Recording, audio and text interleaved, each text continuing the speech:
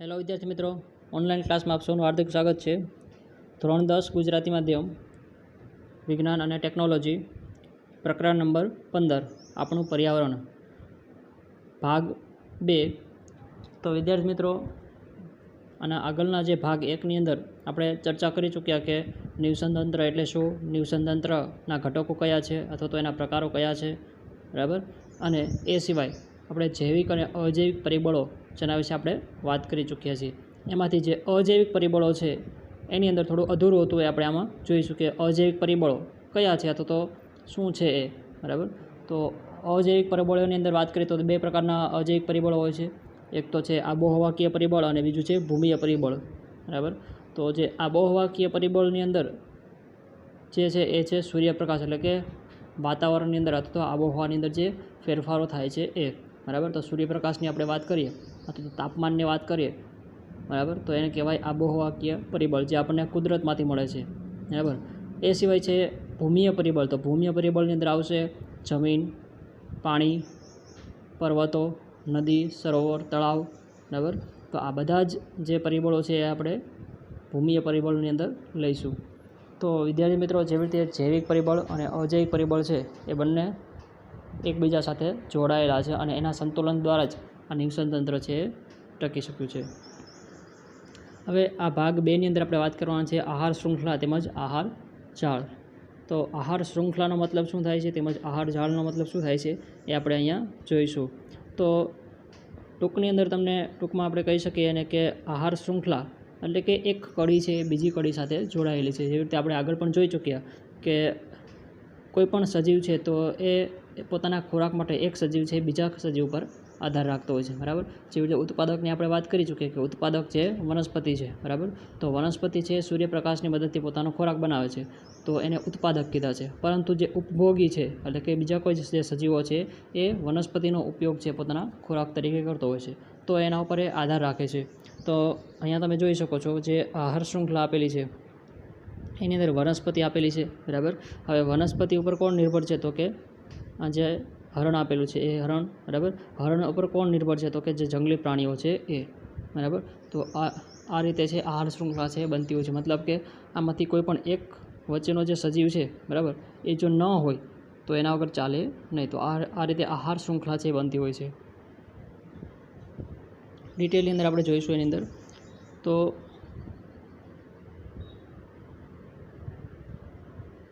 વિવિધ જૈવિક સ્તરો પર ભાગ લેનારા સજીવોની આ શૃંખલા આહાર શૃંખલાનું નિર્માણ કરે. જો શું કીધું છે, વિવિધ જૈવિક સ્તરો પર ભાગ લેનારા, એટલે કે જે જૈવિક સ્તર આપણે નીચે હમણાં એક પિરામિડની આકૃતિ જોઈશું, બરાબર, જેની અંદર જૈવિક સ્તરો આપેલા છે. મતલબ કે પહેલાં ઉત્પાદક આવશે, પછી પ્રાથમિક ઉપભોગી આવશે, પછી દ્વિતીયક ઉપભોગી આવશે અને પછી તૃતીય ઉપભોગી. તો આ રીતે જે કંઈ જૈવિક સ્તરો બને છે, બરાબર, એના નિર્માણથી અથવા તો એ જેમાં એ ભાગ લે છે, બરાબર, તો એનાથી આ એક શૃંખલા બને છે, આપણે આહાર શૃંખલા તરીકે ઓળખીએ છીએ. આહાર શૃંખલાનું પ્રત્યેક ચરણ કે તબક્કો કે કડી એક પોષક સ્તર છે બનાવે છે. શું કીધું છે તો કે આહાર શૃંખલા જે છે એનું એક ચરણ કે એક તબક્કો, બરાબર, એની આકૃતિ આપણે નીચે સાથે જોઈ લઈએ. તો અહીંયા તમને જે દર્શાવેલું છે શું છે તો કે પહેલું એક ચરણ આપેલું છે, બીજું ચરણ આપેલું છે, ત્રીજું અને ચોથું. તો આ ચાર જે ચરણ છે, બરાબર, એ ચારે ચાર ચરણની અંદર દરેક જે ચરણ અથવા તો જે તબક્કો છે એક પોતાનું એક જૈવિક સ્તર અથવા તો એ પોષણ સ્તર બનાવે છે. જો, બરાબર, ઉત્પાદક છે તો એ ઉત્પાદક એક સ્તર બનાવે છે, પ્રાથમિક ઉપભોગી પણ એક પોતાનું એક પોષક સ્તર બનાવે છે, અને દ્વિતીય અને તૃતીય ઉપભોગી. તો આ રીતે છે એ પોતાના એક પોષક સ્તરો છે બનાવતા હોય છે, બરાબર. તો હવે પ્રશ્ન એવો થાય કે આ જે આકૃતિ આપેલી છે પિરામિડ આકારમાં, એટલે કે ત્રિકોણ આકારમાં શું કામ આપી છે, એને ચોરસમાં કેમ ન દર્શાવી શકાય? એવું એટલા માટે છે કે જેમ જેમ તમે નીચેથી ઉપર જાઓ છો તો એની સંખ્યામાં છે ઘટાડો થતો જાય છે, બરાબર. એટલે કે ઉત્પાદક છે તો એની જે સ્ટ્રેન્થ છે એ વધારે છે. મતલબ કે ઉત્પાદકની અંદર વનસ્પતિને આપણે લઈએ તો વનસ્પતિ છે બહુ બધી હોય છે, બરાબર. એના પછી આપણે ઉપભોગી જોઈએ, પ્રાથમિક ઉપભોગી, બરાબર. તો જે જીવજંતુઓ છે એને આપણે પ્રાથમિક ઉપભોગી તરીકે લઈએ, બરાબર. તો એના વનસ્પતિ કરતાં થોડા ઓછા હશે. દ્વિતીય ઉપભોગી લઈએ તો જે કંઈ પ્રાણીઓ છે, તો સાપ છે, જે પક્ષીઓ છે એને લઈએ, બરાબર, તો એના કરતાં પણ ઓછા હશે. અને તૃતીય ઉપભોગી તો જે મોટા જંગલી પ્રાણીઓ છે એ એના કરતાં પણ ઓછા હશે. એટલા માટે થઈને આ પિરામિડ છે આ રીતે દર્શાવવામાં આવે છે. એને ક્યારેય પણ ચોરસની અંદર દર્શાવી શકાય નહીં, કારણ કે એની અંદર સંખ્યા છે એ પણ અલગ અલગ હોય છે. તો દરેક જે સજીવો છે એ પોતપોતાનો એક જૈવિક સ્તર છે એ બનાવે છે, અથવા તો એક તબક્કો છે એની અંદર પોષક સ્તર બનાવે છે. તો આજે આપણે પોઈન્ટ જોયો કે દરેક પ્રત્યેક ચરણ કે તબક્કો કે કડી એક પોષક સ્તર છે બનાવે છે. સ્વયંપોષી અથવા તો ઉત્પાદક પ્રથમ પોષક સ્તર છે અને સૌર ઉર્જાનું સ્થાયીકરણ કરીને તેને વિષમપોષીઓ અથવા તો ઉપભોગ્ય માટે પ્રાપ્ય બનાવે છે. શું કીધું છે? સ્વયંપોષી અથવા તો ઉત્પાદક. તો સ્વયંપોષી અથવા તો ઉત્પાદક તરીકે કોણ છે પોષક સ્તરની અંદર? તો કે પ્રથમ પોષક સ્તરની અંદર ઉત્પાદક તરીકે લીલી વનસ્પતિઓ છે. તો એ શું કરે છે? સૌર ઉર્જાનું સ્થાયીકરણ કરે છે, એટલે કે સૂર્ય ઉર્જામાંથી પોતાનો ખોરાક છે એ બનાવે છે, અને એ પોતાનો ખોરાક જે બનાવે છે એ પોતાના માટે પણ યુઝ કરે છે, અને જે વિષમપોષી સજીવો છે જે બીજા એના ઉપર આધાર રાખે છે, જે ઉપભોગી છે, એના માટે પણ એ પૂરું પાડે છે.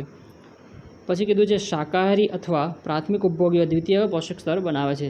શાકાહારી અથવા તો પ્રાથમિક ઉપભોગી, બરાબર. તો વનસ્પતિને જે સજીવો ખાય છે એને આપણે શાકાહારી કહીએ છીએ, બરાબર. તો એ શું બનાવે છે? પ્રાથમિક ઉપભોગી તરીકે ઓળખાય છે, અને એને એ દ્વિતીય પોષક સ્તર બનાવે છે. નાના માંસાહારીઓ અથવા તો દ્વિતીય ઉપભોગીઓ ત્રીજું કે તૃતીય પોષક સ્તર છે એ બનાવે છે. હવે નાના માંસાહારીઓ કીધો છે, મતલબ કે જે હરણ છે, બરાબર, હરણને પ્રાથમિક ઉપભોગી તરીકે કહી શકાય, અને એ બીજું દ્વિતીય પોષક સ્તર બનાવે છે, બરાબર. તો હવે એ નાના માંસાહારી અથવા જે કયા પ્રાણીઓ છે, બરાબર, એને એ જે છે આ હરણને ખાય છે, તો એને આપણે દ્વિતીય ઉપભોગી અથવા તૃતીય કે ત્રીજું પોષક સ્તર બનાવે છે એવું કહી શકાય, બરાબર. અને મોટા માંસાહારીઓ અથવા તો તૃતીય ઉપભોગી જો ચોથું પોષક સ્તરનું નિર્માણ કરે છે, મતલબ કે એ નાના જે માંસાહારી પ્રાણીઓ છે એને આનાથી મોટા પ્રાણીઓ છે ખાતા હોય છે, બરાબર. તો એ છે ચોથું પોષક સ્તર છે એનું નિર્માણ છે એ કરતા હોય છે. તો આ રીતે છે એ દરેક પોષક સ્તરનું નિર્માણ છે થતું હોય છે.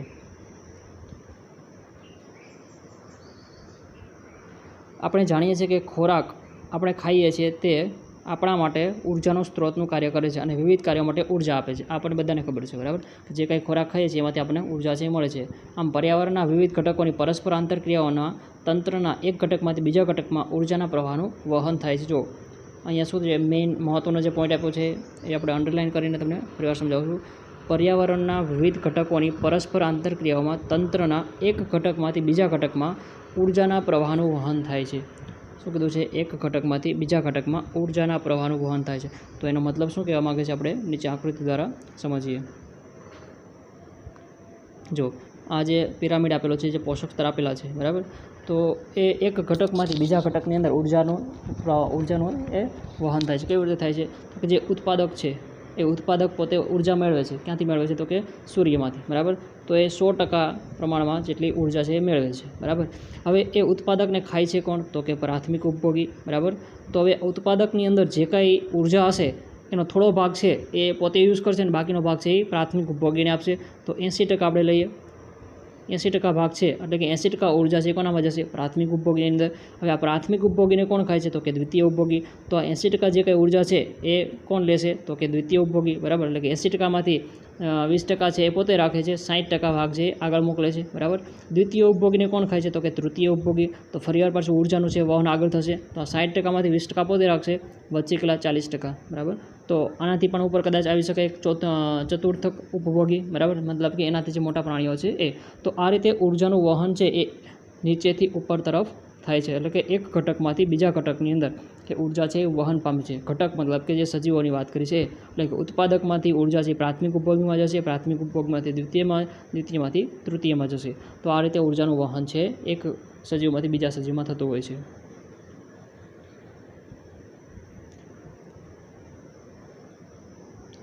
તો ફરીવાર એક અંડરલાઇન કરું છું અહીંયા કે એક ઘટકમાંથી બીજા ઘટકમાં ઉર્જાના પ્રવાહનું વહન છે થાય છે. જેમ કે આપણે અભ્યાસ કરી ગયા કે સ્વયંપોષી સજીવો સૌર પ્રકાશને ઉર્જા પ્રાપ્ત કરીને તેને રાસાયણિક ઉર્જામાં ફેરવી નાખે છે, બરાબર. આપણે જોયું કે પોતે જાતે ખોરાક બનાવે છે લીલી વનસ્પતિ. આ ઉર્જા સમગ્ર સંસારના સંપૂર્ણ સજીવ સમુદાયની બધી ક્રિયાઓનું સંપાદન કરવામાં મદદરૂપ થાય છે. હવે જે કાંઈ ઉર્જા વનસ્પતિમાંથી મળે છે એ દરેક સજીવ એમાંથી એ ઉર્જા છે લે છે. સ્વયંપોષીમાંથી ઉર્જા વિષમપોષી તેમજ વિઘટકો સુધી જાય છે, એટલે કે ઉર્જાના સ્ત્રોતોના પ્રકરણ તમને કાઉસમાં જે આપેલું છે. શું કીધું છે? કે પ્રકરણ આપણે જાણી ગયા કે જ્યારે ઉર્જાના એક સ્વરૂપમાંથી ઉર્જાના બીજા સ્વરૂપમાં પરિવર્તન થાય તો પર્યાવરણમાં ઉર્જાનો કેટલોક જથ્થો છે બિનઉપયોગી ઉર્જાના સ્વરૂપમાં વ્યય પામે. જો હમણાં મેં શું કીધું તમને કે જ્યારે વનસ્પતિઓ છે એની અંદર 100% ઉર્જા છે એ રહેલી છે, બરાબર.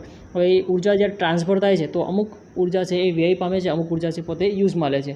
તો હવે ઉર્જા જે આગળ વહન પામશે એ બધી જ એક સરખા પ્રમાણમાં વહન પામશે નહીં, મતલબ કે એ ઉર્જા છે થોડી થોડી ઘટતી જશે, બરાબર. તો પર્યાવરણના વિવિધ ઘટકોની વચ્ચે ઉર્જાના પ્રવાહનો વિસ્તૃત ફેર કરી કયા અને તે મેળવેલું છે કે એક સ્થળ જ, હવે જો આ પોઈન્ટ આપેલા છે એ સમજવાના છે. એક સ્થળ જ નિવસંતંત્રમાં લીલી વનસ્પતિના પર્ણો દ્વારા પ્રાપ્ત થનારી સૌર ઉર્જાનો ભાગ 1%, સૌર ઉર્જાનો લગભગ 1% ભાગ ખાદ્ય ઉર્જામાં રૂપાંતર થાય. જો શું કીધું છે, એક સ્થળ જ નિવસંતંત્રમાં એટલે કે લીલી વનસ્પતિઓ, બરાબર, અને પર્ણો દ્વારા પ્રાપ્ત થનારી સૌર ઉર્જાનો ભાગ લગભગ 1% ભાગ છે એ ખાદ્ય ઉર્જામાં રૂપાંતર થાય છે, બરાબર. મતલબ કે જે કાંઈ સૌર ઉર્જામાંથી પોતાની ઉર્જા મળે છે એમાંથી 1% ભાગ છે એ પોતે પોતાની અંદર યુઝમાં લે છે. જ્યારે લીલી વનસ્પતિઓ પ્રાથમિક ઉપભોગી દ્વારા ખવાય છે ત્યારે ઉર્જાની વધુ માત્રાનું પર્યાવરણમાં ઉષ્માના સ્વરૂપમાં વ્યય થાય છે, બરાબર. તો વનસ્પતિમાંથી પણ એ જે ઉર્જા છે એ વ્યય પામતી હોય છે. કેટલીક માત્રાનો ઉપયોગ પાચન જેવી વિવિધ ક્રિયાઓમાં, વૃદ્ધિ તેમજ પ્રજનનમાં થાય છે. અથવા તો જે હવે ઉર્જા રહેલી છે, બરાબર, એ ઉર્જાનો ઉપયોગ છે એ વનસ્પતિ પોતાની અંદર અથવા તો જે ઉપભોગી એને ખાય છે, બરાબર, એમાં એ આ બધી ક્રિયા અલગ અલગ જે ક્રિયાઓ છે, બરાબર, એની અંદર એનો વ્યય થાય છે. ખાધેલા કે ખોરાકમાં લીધેલા ખોરાકની માત્રાના લગભગ 10% જ જૈવ માત્રામાં પરિવર્તન પામે છે. જો શું કીધું છે અહીંયા, તો કે જે કંઈ ઉર્જા આપણે મેળવેલી છે એ ઉર્જા એમાંથી 10% ભાગ જ જૈવ માત્રામાં પરિવર્તન પામે છે. મતલબ કે આપણા શરીરની અંદર જે ઉર્જા બને છે એ 10% ભાગમાં જ બનાવે છે અને તેની આગળના પોષક સ્તરના ઉપભોગીઓ માટે પ્રાપ્ય બને છે. બાકીની જે કંઈ ઉર્જા છે એ આગળના પોષક સ્તરના જે સજીવો છે એની અંદર એ ટ્રાન્સફર થતી હોય છે.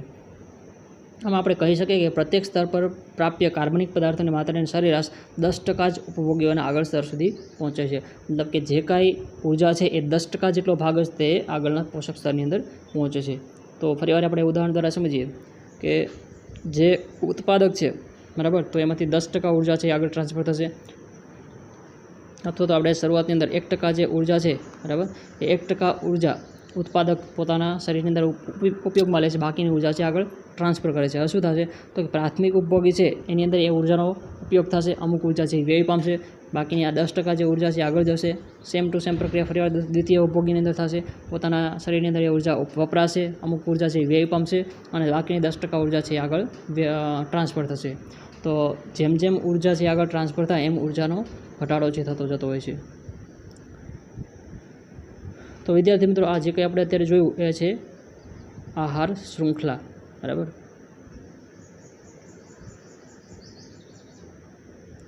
હવે અહીંયા જે તમને આપવામાં આવેલું છે એ છે આહાર ઝાડની આકૃતિ, બરાબર.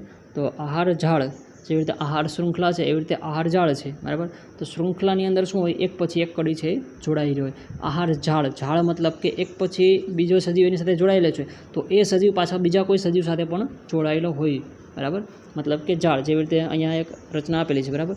હું તમને આકૃતિ દ્વારા સમજાવું છું. આ એક વનસ્પતિ છે, બરાબર. હવે એ વનસ્પતિને કોણ ખાય છે, તો કે જીવજંતુ ખાય છે. જીવજંતુને કોણ ખાય છે, તો કે માછલી ખાય છે. માછલીને કોણ ખાય છે, તો કે આ બગલો ખાય છે, બરાબર.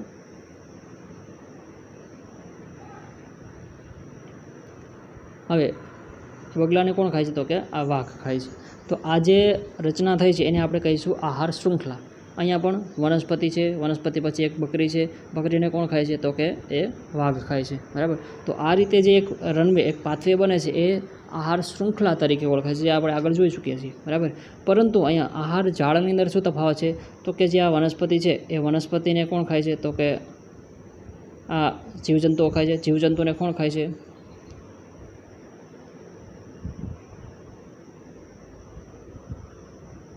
જીવજંતુને કોણ ખાય છે, તો કે માછલી ખાય છે, બરાબર. માછલીને કોણ ખાય છે, તો બગલો ખાય છે. હવે ફરીવાર એની અંદર જોઈએ તો અહીંયા જે આ દેડકો છે, બરાબર, એ દેડકો છે એ સાપને પણ ખાય છે, દેડકાને સાપ પણ ખાય છે અને એ જ દેડકાને પાછો જે બગલો અથવા તો જે કંઈ પક્ષી છે એ પણ ખાય છે, બરાબર. અહીંયા જે ચકલી છે, બરાબર, એ ચકલી એને સાપ પણ ખાય છે, બરાબર, અને આ સાપને પાછો મોર પણ ખાય છે. એ સિવાય અહીંયા ઉંદર છે, બરાબર, તે ઉંદર ઘાસ ખાય છે, બરાબર, પરંતુ એને અહીંયા જે કંઈ બીજું પ્રાણી આવેલું છે એ પણ ખાઈ શકે. અહીંયા જે ઘુવડ આપ્યું છે એ પણ ખાય છે. મતલબ કે એકબીજા સાથે કનેક્ટેડ છે બધા, બરાબર. તો દરેક સજીવ છે એકબીજા ઉપર એવી રીતે આધાર રાખે છે ખોરાક મેળવવા માટે. તો આ જે કંઈ રચના થાય છે એ આહાર ઝાડની રચના તરીકે દર્શાવવામાં આવ્યું છે. તો વિદ્યાર્થી મિત્રો અહીંયા આપણે જે જોવાના છે એ આહાર ઝાડની વાત કરવાના છીએ. તો આહાર ઝાડ વિશે આપણે જોઈ લઈએ શું કહેવા માગે છે. ફરીવાર ઉપભોગીઓના આગળના સ્તર માટે ઉર્જાની ખૂબ જ ઓછી માત્રા પ્રાપ્ત હોય છે. શું કીધું છે? ઉપભોગીના આગળના સ્તર માટે. જો હમણાં આપણે વાત કરી કે જે ઉર્જા વ્યય પામે છે એના લીધે થઈને જે કાંઈ ઉર્જા આગળ ટ્રાન્સફર થાય છે એ ખૂબ જ ઓછા પ્રમાણમાં ઉર્જા છે ટ્રાન્સફર થતી હોય છે. આમ આહાર શૃંખલા સામાન્યતઃ 3 અથવા તો 4 ચરણની હોય છે. તો આવી રીતે જે 4 ચરણ ઉર્જાના આપેલા છે સ્તરો, પોષક સ્તરના, બરાબર, એ આ રીતે છે એમાં દર્શાવેલા હોય છે. હવે શું કીધું છે? તો કે પ્રત્યેક ચરણ પર ઉર્જાનો વ્યય એટલો જ વધારે થાય છે કે જે ચોથા પોષક સ્તરના પછી ઉપયોગી ઉર્જાની માત્રા ખૂબ જ ઓછી હોય. મતલબ કે દરેક ઉર્જા સ્તરની અંદર એ ઉર્જા છે વ્યય પામતી હોય છે.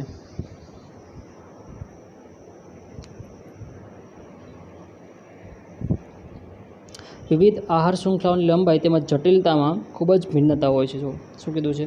વિવિધ આહાર શૃંખલાઓની લંબાઈ તેમજ જટિલતામાં ખૂબ જ ભિન્નતા હોય છે. મતલબ કે કોઈ એક સજીવ છે, બરાબર, તો એને બીજો એક સજીવ ખાય છે, પછી એક એને ત્રીજો એનાથી મોટો સજીવ ખાય છે. આટલામાં એ સીમિત નથી.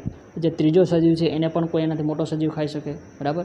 તો આવું પણ છે બનતું હોય છે. એટલા માટે એની લંબાઈ અને એની જટિલતા છે એ કોઈ ક્યારેય ફિક્સ નથી હોતી.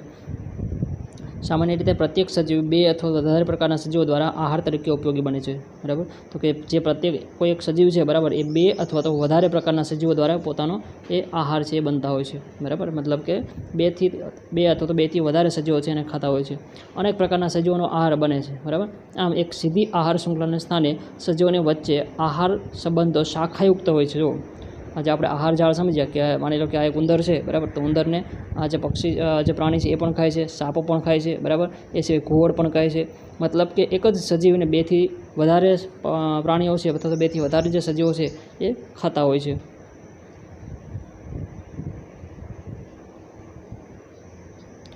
આમ એક સીધી આહાર શૃંખલાના સ્થાને સજીવોની વચ્ચે આહાર સંબંધો શાખાયુક્ત બને છે તથા શાખાયુક્ત શૃંખલાઓની એક જાળીરૂપ બને છે, જેને આહાર ઝાડ તરીકે પણ ઓળખવામાં આવે છે. આહાર શૃંખલાની અંદર શું હોય? તો કે કોઈ એક સજીવ છે એને એક સજીવ ખાય છે, બીજો જે સજીવ છે એને બીજો સજીવ ખાય છે, બરાબર. પરંતુ આહાર ઝાડની અંદર શું છે? તો કે કોઈ એક સજીવ છે એને ઘણા બધા સજીવો છે ખાતા હોય છે. તો એને આપણે આહાર ઝાડ તરીકે ઓળખીએ છીએ. ઉર્જા વહન આકૃતિ 15.4 પરથી આપણે 2 બાબતો સ્પષ્ટ થાય છે કે પહેલી બાબત, ઉર્જાનું વહન એક દિશીય અથવા તો એક જ દિશામાં થાય છે. જો એક આ મહત્ત્વનો પોઈન્ટ છે, જે કાંઈ ઉર્જાનું વહન થાય છે એક જ દિશામાં થાય છે, મતલબ કે નીચેથી ઉપરની દિશામાં, બરાબર. તો ક્યારે એવું નથી થતું કે જે મોટા પ્રાણીઓ છે, માની લો કે આ એક મોટું પ્રાણી છે, બરાબર, આ મોટા પ્રાણીને આ નાનું પ્રાણી ખાય છે, પાછું આના મોટું પ્રાણી છે અને આ નાનું પ્રાણી ખાય છે. મતલબ કે જે વહન છે એક દિશીય હોય છે, મતલબ કે ઉપર તરફ જ હંમેશા જાય છે. એટલે કે જે નાનું પ્રાણી હશે એને મોટું પ્રાણી ખાશે, એનાથી એને મોટું પ્રાણી ખાશે, ફરીવાર પછી જે કંઈ મોટું પ્રાણી હશે એને ખાશે, બરાબર. તો એક જ દિશામાં છે એનું વહન છે થતું હોય છે. તો આ એક મહત્ત્વનો પોઈન્ટ છે. ફરીવાર અંડરલાઇન કરું છું. પહેલી બાબતમાં ઉર્જાનું વહન એક દિશીય અથવા તો એક જ દિશામાં થાય છે. સ્વયંપોષી સજીવો દ્વારા ગ્રહણ કરાયેલી ઉર્જા પુનઃ સૌર ઉર્જામાં પરિવર્તિત થઈ શકતી નથી. જો શું કીધું છે? જે ઉર્જા એકવાર ઉત્પાદકો દ્વારા સૌર ઉર્જા જે લેવામાં આવી છે, બરાબર, પછી એ ઉર્જા આગળ ટ્રાન્સફર થાય છે. હવે પાછી જે ઉર્જા છે એ પાછી ઉત્પાદકની અંદર આવી શકશે નહીં, બરાબર.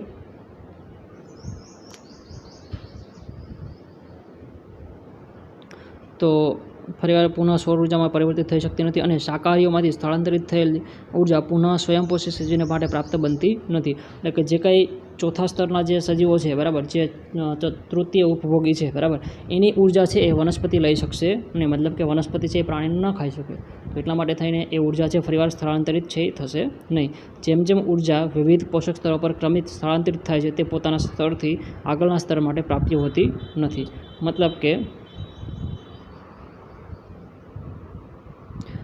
આગળના જે સ્તર આપણે અહીંયા જોયેલા છે, આ એક આહાર ઝાડ આપેલી છે. હવે આ આહાર ઝાડની અંદર